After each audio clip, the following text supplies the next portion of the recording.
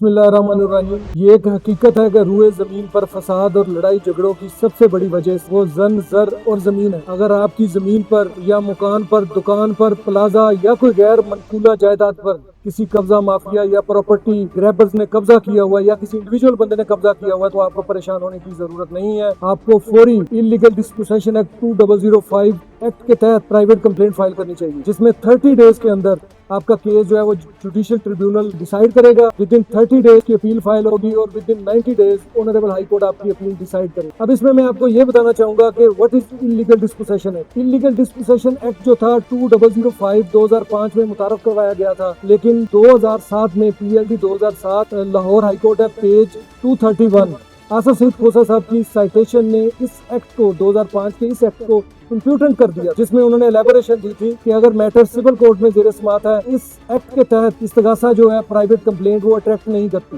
اور سیکنڈلی کہا کہ یہ ایکٹ جو ہے اسپیشلی فور قبضہ مافیا ہے، کہ کسی عام بندے نے اگر کسی کی پراپرٹی پہ قبضہ کیا ہے تو یہ ایکٹ جو ہے وہ اٹریکٹ نہیں کرے گا۔ آفٹر دیٹ 2016 میں ایک آنریبل سپریم کورٹ کی سائٹیشن آئی، جنہوں نے آصف سعید کھوسہ صاحب کی سائٹیشن کو سپورٹ کیا۔ 2017 میں لیجسلیشن ہوئی اس کے اوپر اور اس نے بھی آصف سعید کھوسہ صاحب کی سائٹیشن کو سپورٹ کیا، لیکن 2025 میں گورنمنٹ آف پاکستان کی طرف سے اس میں امینڈمنٹ کی گئی، لیجسلیشن کی گئی اور 2025 میں سید حسن رضوی صاحب سپریم کورٹ کے جج تھے، ان کی 2 ممبر جوڈیشل جو ججمنٹ تھی وہ 2 ممبر بینچ کی، اس میں انہوں نے اس ایکٹ کو دوبارہ جو تھا وہ ریسٹور کیا۔ اس میں جان ڈالی گئی، جس میں یہ کہا گیا کہ ایک جوڈیشل ٹریبیونل بنایا گیا، اسپیڈی ٹرائل کا ذکر کیا گیا اور مدعی کو معاوضہ دینے کا ذکر کیا گیا، نو ایڈجرنمنٹ اور بہت سی ایسی چیزیں ڈالی گئی۔ اب آپ کی پراپرٹی پر جو قبضہ مافیا ہے وہ کامیاب کبھی بھی نہیں ہو سکتا۔ سجیشن بائی تنزیل اٹلا میں ہمارے ساتھ رہیے گا، انشاءاللہ نیکسٹ ویڈیو میں مزید آپ کو اس کے بارے میں تھینک یو۔